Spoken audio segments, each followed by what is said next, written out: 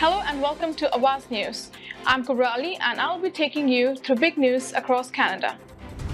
Tornado warning for Halton region ends, severe thunderstorm warning in effect.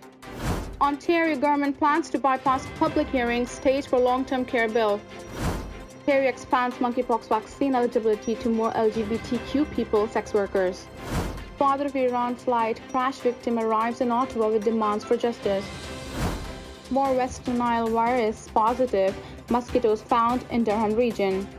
Suspect arrested after man fatally stabbed in Scarborough apartment building. Those were the headlines, and let's jump right into the details. A tornado warning for Halton Hills and Milton has ended and replaced with a severe thunderstorm warning.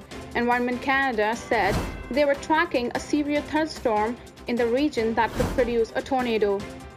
The tornado warning was issued around 3:30 p.m. and later lifted just before 4 p.m. Meanwhile, Toronto, Mississauga, Brampton, and Caledon remain under severe thunderstorm watch, as well as Vaughan, Markham, Richmond Hill, and other parts of York region. Conditions are favorable for the development of severe thunderstorms that may be capable of producing strong wind gusts and heavy rain. Environment Canada said for the rest of the day, it will be mainly cloudy in Toronto with a 60% chance of showers.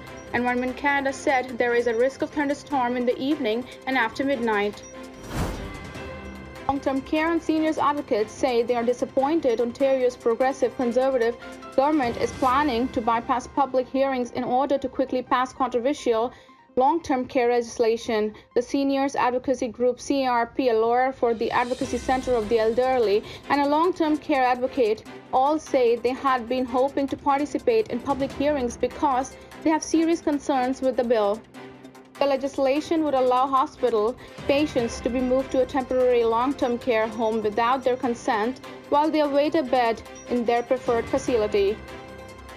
Long-term care minister Paul Calandra has said it will free up badly needed acute care beds in hospital. The legislation doesn't allow patients to be physically forced to move a long-term care home, but it's not clear what would happen if a patient refuses a transfer. The government has now moved a motion that would advance the bill directly to third reading, which means it will not be considered by a committee or be subject to public hearing at that stage. Ontario has expanded eligibility for the monkeypox vaccine to include a broader segment of the LGBTQ population as well as sex workers. The new guidelines from the Ministry of Health released Wednesday allow people who are two-spirit, non-binary, transgender, and who belong to the LGBTQ community, and anyone with a partner that identifies such, to receive a single dose of the pre-exposure monkeypox vaccine if they meet certain criteria. The criteria includes those who have been diagnosed with a sexually transmitted infection, have recently had or are planning to have 2 or more sexual partners, and those who have had anonymous sex recently or are planning to.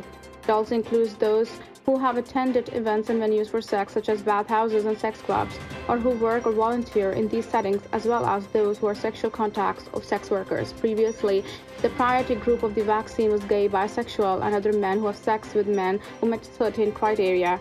Patricia Miller, CEO of Homes First, a company that oversees a series of shelters in Toronto, said she's been paying close attention to guidelines out of concern for those who use shelters, and the latest changes are excellent. I think the monkeypox strategy makes sense at this point in time, she said. Miller said they have had 3 monkeypox cases out of 1,200 clients at their shelters. He said some of her staff members have concerns, however, about whether more doses of the vaccine will be available to meet their needs. Those questions have also been raised by some of her clients who are older and received smallpox vaccine in 1960s and 70s, she said.